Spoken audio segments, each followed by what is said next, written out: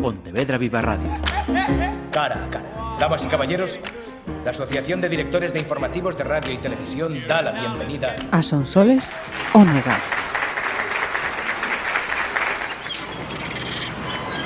Punta do Bico, febrero de 1900. Hay historias que permanecen escondidas durante siglos y merecen ser contadas. Historias de familias que se desvanecen con sus muertos, sepultadas bajo sus cenizas. La que empezó a forjarse tras los muros del Pazo de Espíritu Santo es una de ellas. Hasta ahora nadie se había atrevido a escribirla, aunque voló como gaviota de mar. Cuando los señores Valdés terminaron de cenar, el olor de la ría entró en el comedor y los persiguió hasta la sala de la chimenea, donde doña Inés sintió el frío del parto. Llevaba varios días revuelta, pero no lo esperaba tan pronto. El parto previsto era el de la Renata, casada con Domingo, matrimonio de guardeses y campesinos de las tierras del Pazo de Espíritu Santo.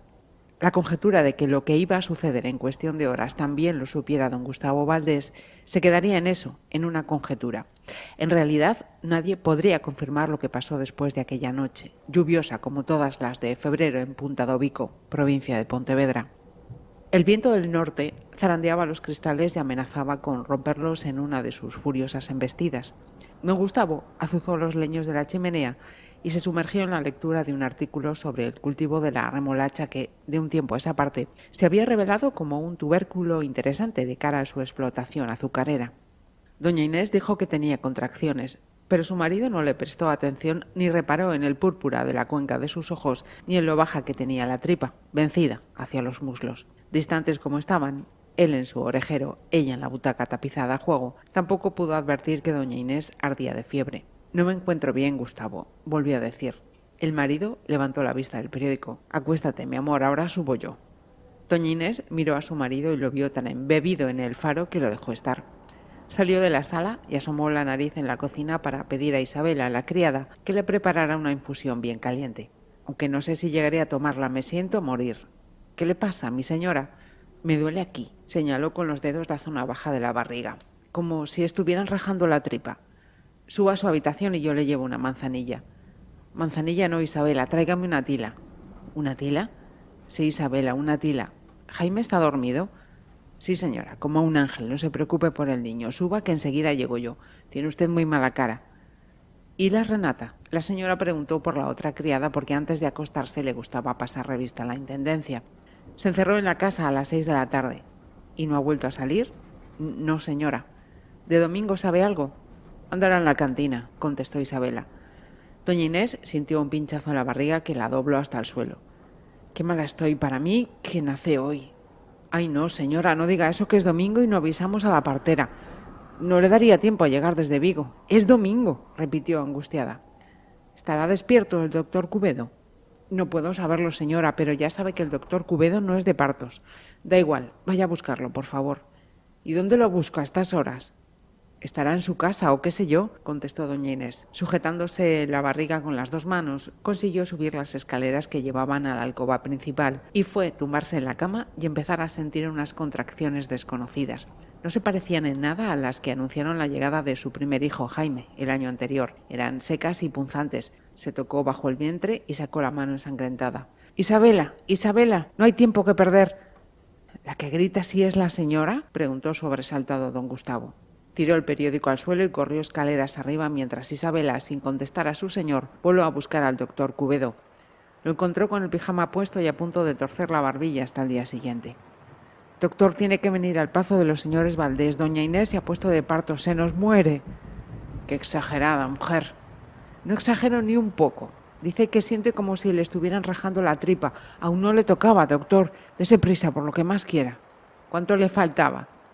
«Lo menos 3 semanas». «¿Según tus cálculos?» «Sí, señor, según mis cálculos». Fue tal la insistencia de la criada que el médico salió con lo opuesto. Apenas le dio tiempo a echarse un abrigo por los hombros y a agarrar el maletín, olvidando el paraguas para la lluvia incesante. El barro de los caminos les impedía correr a riesgo de escurrirse en cualquier momento, y el doctor Cubedo no estaba para sustos. Los perros aullaron y los gatos huyeron al oír el crujido de la verja del Pazo. Subieron los peldaños de 2 en 2, calados hasta los huesos y empapando la madera en cada zancada.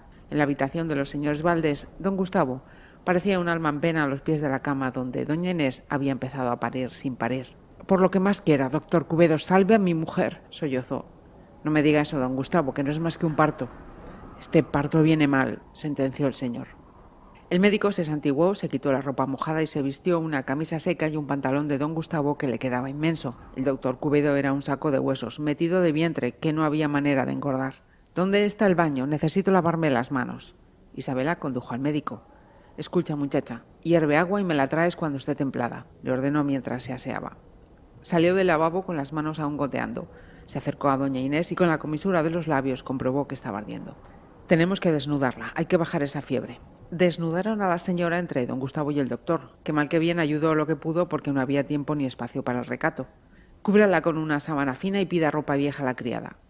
Doctor, está sangrando, musitó don Gustavo al ver un reguero amarronado entre sus piernas. Cubedo pidió el auxilio de alguna criada más, pero el señor dijo que por ser domingo la Renata ya se había retirado. Pero es una emergencia, replicó el médico. Es domingo y está descansando, contestó rotundo don Gustavo.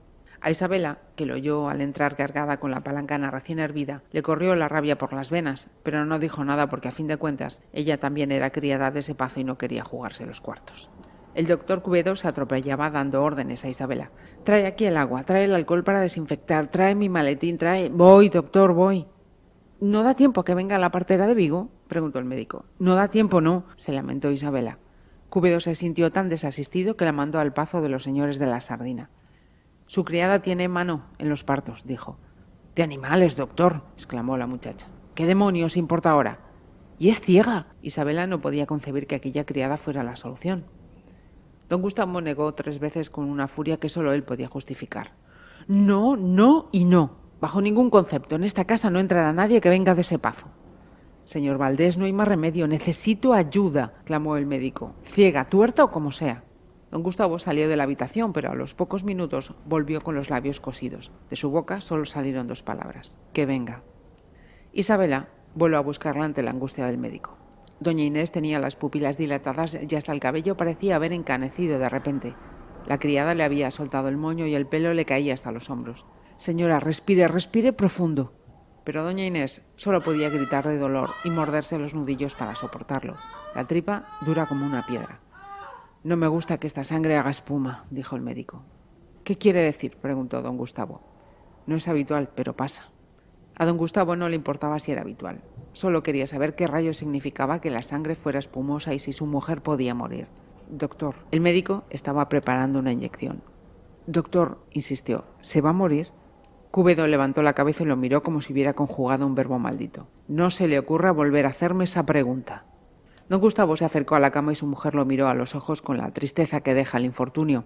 El señor empezó a hilar los sucesos de su vida como si el tiempo se estuviera agotando, como si el futuro fuera de una escasez sombría, como si haber faltado a su esposa tuviera esa penitencia insoportable. Su pecado había sido dejarse vencer por el instinto, pero solo fue con Renata, solo con ella, rugió su conciencia. Dame la mano, Gustavo. Hasta la voz de doña Inés le sonó desconocida. Se llevó los dedos a la boca para besarlos y recordó las primeras noches en esa misma alcoba, donde consumaron el amor con el que la vida los había bendecido. Doña Inés, voy a inyectarle un coagulante. El doctor Cubedo rompió el silencio impuesto en la habitación, pero don Gustavo había dejado de escuchar. Nunca sospechó que necesitaría redimir la culpa ni que sentiría en vida la condena. No es que quisiera quitarle hierro al suceso, pero podía jurar por todos sus muertos de Cuba que nunca había dejado de querer a Inés desde el primer día que la vio con 16 años, fresca como un amanecer. El eco de la otra mujer, sus gritos de placer, los gemidos a escondidas retumbaron contra las paredes del pazo. Doña Inés, la hemorragia parece controlada. Voy a meter la mano para ver cómo viene el niño. Respire hondo. El doctor apenas tardó unos segundos en confirmar que el niño venía de nalgas. ¿Por qué demonios no llega la criada de la Sardina?, gruñó. Había perdido la pulcritud y la elegancia con esa camisa gigantesca remangada hasta los codos y las 2 vueltas de la cinturilla del pantalón. En ese momento Isabela entró en la habitación guiando a la partera de animales. Empapadas, las mujeres parecían 2 fantasmas transparentes. El médico y el señor se asustaron al verlas como una funesta aparición. ¡Santo cielo, gritó el médico. ¡Dais pavor! La partera, de nombre Mariña, se fue acercando hasta la cama y detuvo sus ojos níveos en doña Inés. Colocó la mano sobre su vientre, fue escurriéndola hasta la entrepierna y en un gesto impropio de una criada, apartó de un manotazo a Cubedo. «Déjeme a mí», dijo. «La criatura viene de nalgas», repuso el médico. «No me diga, lo noto a la legua». Mariña empezó a organizar a unos y a otros con una destreza insospechada. «Isabela, abre las ventanas, aquí hay una concentración de demonios», exclamó. «Doctor, masajee la barriga en el sentido de las agujas del reloj». La joven se quitó la ropa mojada, pidió un camisón o lo que tuvieran y se arrodilló a los pies de la cama. Tenía cara de niña pequeña, ni siquiera de adolescente, manos de topo y esa mirada siempre a oscuras de quien nunca ha visto la cara de la muerte. Con unas artes entrenadas en los partos de vacas, ovejas y perras, agarró las nalgas de la criatura y fue tirando de ella hasta separarla para siempre de las entrañas de la madre. Doña Inés nunca sabría qué profundo llegaría a ser el vacío. «Es una niña», exclamó al palparla. «Una niña», repitió Isabela. «Una niña viva», replicó la voz del doctor Cubedo. «Una niña», se oyó decir a don Gustavo. En aquel instante el señor Valdés no supo qué sentir ni qué pensar. Era una primera niña que llevaría el apellido Valdés. Durante 3 generaciones las hembras se habían resistido como gato panza arriba. Doña Inés estaba blanca como la leche. Parecía haber perdido el sentido. Solo balbuceaba palabras que nadie entendía. «Señor, aguante, que ya está aquí su niña». La joven ató el ombligo con una seda y lo desinfectó con unas gotitas de alcohol. Justo entonces la niña lloró. Isabela se la llevó corriendo al barreño y mientras la limpiaba preguntó: «Don Gustavo, ¿cómo la llamamos?» «Dejémonos de nombres ahora, mujer», contestó el doctor Cubedo. La criada de Espíritu Santo se acercó al médico a una distancia poco prudente. «Perdone, doctor», dijo, «también es urgente pasar a esta niña por la Virgen, no vaya a ser». «No seas pájaro de mal agüero, ya está bien de malos augurios, carayo, he dicho».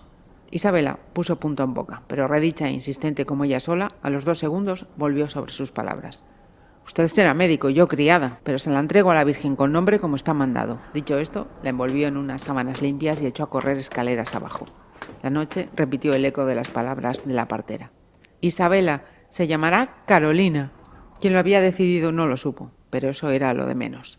Como lo de menos fue que, en vez de Carolina, Isabela oyera Catalina y que con Catalina, nombre de mártir, se quedara para siempre. La capilla del Pazo, de granito robusto y tejado a 2 aguas, quedaba a escasos 20 metros de la entrada principal. La criada abrió la puerta de madera y, arrodillada ante la figura de la Virgen del Carmen, pidió como las devotas de la parroquia por la pronta recuperación de doña Inés y el buen futuro de su hija. «Mire qué filla le traigo. Se llama Catalina. Acójala, señora Virgen del Carmen, y cuida de la madre. Yo le prometo no faltar ni un domingo a misa». La acercó a los pies de la imagen y la sostuvo unos minutos en alto. Cerró los ojos para rezar lo que se sabía de memoria y cuando los abrió creyó ver a la Virgen llorando. «Dios mío, qué cruz, qué cruz», exclamó Isabela con el miedo en el estómago. A don Gustavo también le dio por llorar. Besó a su mujer en la frente y se retiró al mirador de Cíes. No recordaba haber pasado tanto miedo en los días de su vida, ni cuando salió de Cuba, ni cuando se jugó hasta el último real en el aserradero, ni cuando recibió las noticias de las muertes de sus familiares, una detrás de otra. Nunca. «¡Don Gustavo!», gritó la partera Mariña. «¡Don Gustavo! ¿Está usted aquí?», preguntó, pero nada. Don Gustavo parecía haberse evaporado de este mundo. Desde el mirador tenía una panorámica perfecta de la finca en la que se alzaba el imponente Pazo, la capilla, el hórreo, los hermosos jardines oscuros como el horizonte a esas horas de la mala noche de Punta do Bico. Al fondo, lindando con las cuadras y la palleira de los aperos del campo, la casa de los guardeses. Una luz tenue de candil arrumbado en una esquina iluminó la estancia de suelos de piedra, destartalada y sucia. Don Gustavo pudo identificar el cuerpo retorcido de la Renata, en posición de parto, como los animales de Mariña.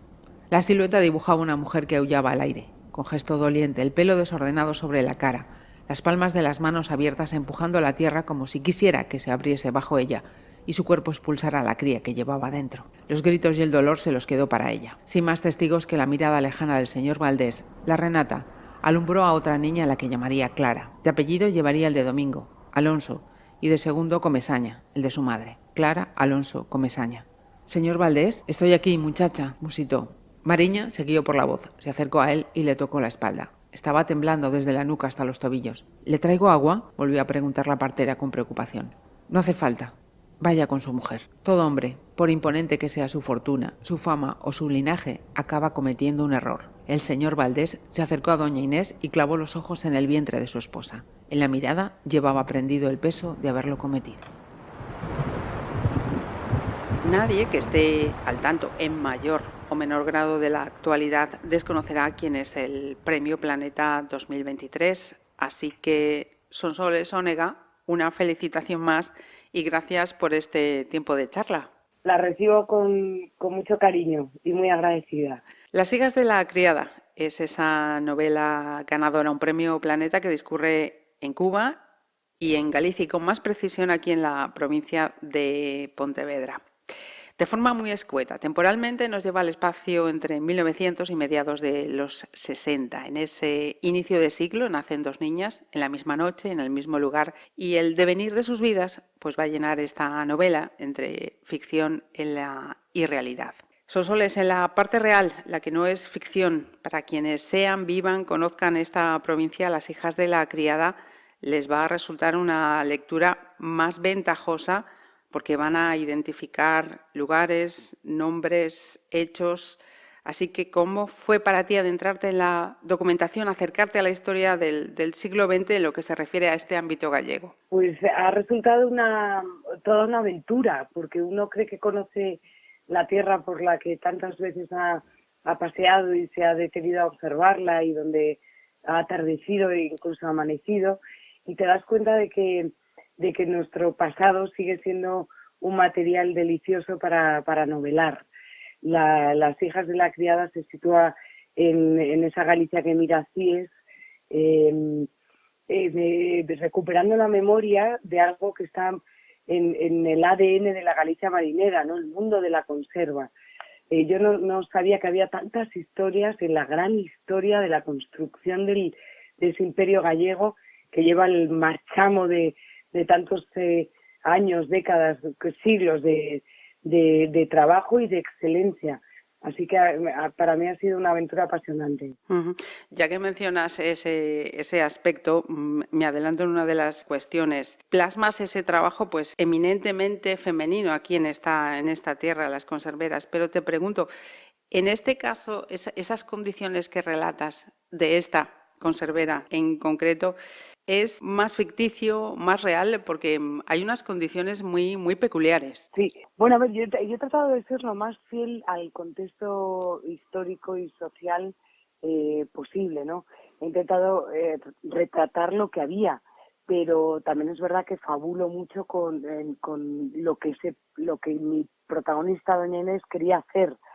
Es decir, que en las condiciones en las que trabajan, en esa descripción del frío, de las manos agrietadas por el trabajo, en aquellas mesas corridas que he visto en fotos de la época a las que se sentaban las mujeres a limpiar pescado, todo eso he tratado de ser lo más rigurosa posible con lo que vivieron aquellas mujeres. Luego, evidentemente, hay mucho que solo está en mi imaginación, y me he dado algún caprichazo narrativo, como imaginar que creamos en La Deslumbrante, como se llama esta conservera, una escuela de mujeres para adoctrinarlas, o enseñarlas, adoctrinarlas no me gusta, para enseñarles algunas cosas básicas que mis mujeres creían que eran imprescindibles para sobrevivir, ¿no? De leer y escribir hasta saber cómo comportarse ante los hombres, ¿no? O sea que hay caprichazos narrativos y hay retrato fiel de lo que pasaba. Uh-huh. Acabas de mencionar a una de las protagonistas, a doña Inés, que creo que es la matriarca de esta novela y que de alguna manera también pues reproduce otro de los elementos de la idiosincrasia gallega, ¿no? De lo que era el matriarcado en las casas. Sí, doña Inés es la jefa, y lo digo así en términos muy nuestros, sin saber que lo era, porque realmente ella no estaba programada para hacer todo lo que hizo, que fue cerrar un aserradero, convertirlo en conservera. O sea, yo creo que, y en eso se parece un poco a las mujeres de hoy en día, la mujer no sabe hasta dónde puede llegar hasta que tiene la obligación, por las circunstancias de su vida, de ponerse de pie y empezar a ejercer ese poder, ¿no? Si las cosas no hubieran sido como son en esta novela, pues a lo mejor doña Inés no se hubiera visto en la obligación de tener que sacar adelante su familia, ¿no? Uh-huh. Pero bueno, forma parte de la trama hacer esos giros que cambian la vida de los personajes, como nos puede pasar hoy en día. Y de los personajes femeninos que están en esta novela, ¿cuál ha generado más apego con la autora? Bueno, yo estoy enamorada de Clara, que es la hija de la criada, aunque en realidad lo era de la señora, la que es intercambiada en la cuna, ¿no? ¿Por qué? Porque es una mujer que se pasa media vida buscando que le quiera, aprende sola. Esta sí que se ha hecho a sí misma, ¿no? O sea, aprende a leer en las páginas de los periódicos que vuelven bocadillos o en el regazo de una obrera que le enseña las 4 reglas básicas, y a partir de ahí ella tira, ¿no? Ujú. En este sentido, sí que es una novela en la que dialogan las clases sociales, ¿no? Que es algo que a mí me gusta mucho, la sabiduría de la criada y la hija de la criada frente a la ilustración supuesta de las señoras, ¿no? O sea, que yo me he enamorado de Clara, pero también de Doña Inés, sin duda, o hasta de la pobre Catalina, que Sí. fue quizá la que más me costó construir, Ujú. porque porque es la que es más difícil de entender, ¿no? Una niña que nace que tenía que haber nacido en una casa de una criada, al final acaba en un paso viviendo con todas la abundancia imaginable, y ella no se encuentra cómoda en eso que le han dado, ¿no? O sea, que hay también una reivindicación de la naturaleza que nos marca tanto. O sea, que uno puede rebelarse hasta cierto punto, ¿no? Porque luego Ujú. tú eres lo que eres y te puedes enrabietar con lo que te ha tocado vivir, pero ahí está la naturaleza imponiéndose. Hay amor, sin duda, en Las hijas de la criada, pero tras su lectura encuentro, es mi percepción, que tiene más peso el desamor y sus consecuencias. Sí, es que el desamor pesa más, ¿eh? Cuando vivimos una historia de amor y nos hace tan felices y nos sentimos tan plenas y plenos y tan colmados y colmadas, nos olvidamos luego del peso del desamor, y el desamor nos condiciona a veces más, ¿no? A mí me gustan esos personajes que sufren y que ante los que te puedes, o con los que te puedes sentir muy identificado, porque todos sufrimos en la vida. O sea, Ujú. la vida tiene mucho sufrimiento, por eso los pequeños momentos de felicidad hay que aprovecharlos tanto. Pero hasta estos personajes son capaces de pronunciar frases muy épicas, de no te Sí. acostumbres a la felicidad porque es una extrañeza. Son personajes dolientes más que felices. ¿Y la venganza, Sonsoles, es medicina recetable? La venganza raramente es sanadora. De hecho, la criada cree que va a sanar su herida y la herida de haber sido preñada por el señor del Pazo con esta venganza, intercambiando a las niñas, y en cambio le pesa toda su vida. Ujú. No se termina de reponer de eso que ha hecho, porque en el fondo fue perder a su hija. Luego la familia emigra a Cuba, luego vuelve, pero la distancia que se impone entre esa madre y esa hija es brutal. Y ella y el lector son los únicos que saben cómo son las cosas. Y de estos personajes ficticios que has creado, ¿alguno o alguna ha tenido un molde real extraído de estos lares? La verdad es que no puedo decir me he inspirado en esto otro o en esta otra, pero es verdad que he leído mucho sobre las familias de la conserva, y es indudable que me han inspirado. También he leído muchos testimonios de obreras y Ujú. también me han inspirado. O sea, yo soy muy esponja, cuando estoy escribiendo me vale todo y todo me enriquece, algo lo que no me enriquece, naturalmente. Leo mucho de historias reales porque me ayuda luego a dar textura a la novela, a hacerla verosímil, a llenar a los personajes de su verdad, y esa verdad se ha vivido antes, ¿no? En este Ujú. caso. Sí. Y así que nadie en particular y todos en general. La siguiente pregunta no sé si es más adecuada a la escritora o la periodista, si es que se pueden separar. ¿En alguna ocasión no has hecho una pregunta porque no podrías soportar la respuesta? Eso pasa en la novela, pero hay preguntas que no se pueden hacer, porque soportar el dolor de una respuesta puede ser peor, ¿no? que, el- la satisfacción de hacerla. Así que te diría que sí. Y además en mi doble vertiente como periodista y como persona que soy, en definitiva, ¿no? Y hay preguntas que no hago en la tele porque creo que son inconvenientes, porque Ujú. generan dolores innecesarios, porque se tutean con el morbo o con la especulación, y trato de vivir de ahí siempre. Y como persona también. Y hay muchas Ujú. preguntas que no hago porque no me incumben, ¿no? aunque pueda haber algo de curiosidad, pero la curiosidad se mata rápido y vas a generar un mal mayor. Pues Sonsoles, vamos a recomendar sin duda Las hijas de la criada porque, insisto, como decía al principio, quienes seáis, viváis, conozcáis esta provincia de Pontevedra, vais a ver como una película perfecta Las hijas de la criada. Y por cierto, voy a lanzar con tu permiso un consejo para colegas de esta profesión cuando te vuelvan a ver por Galicia, que vengas aquí a descansar, que también en Pontevedra está la casa en la que vivió Valle Inclán y esa escultura de Valle Inclán, porque fuchicando y buscando he visto que te colocaron en otro municipio, también visitable, pero que estabas aquí en Pontevedra. Y ese mal hábito que últimamente tenemos de copia-pega sin contrastar, pues a veces juegan malas pasadas.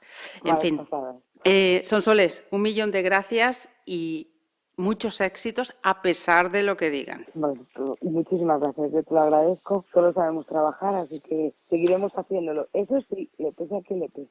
Pontevedra Viva Radio.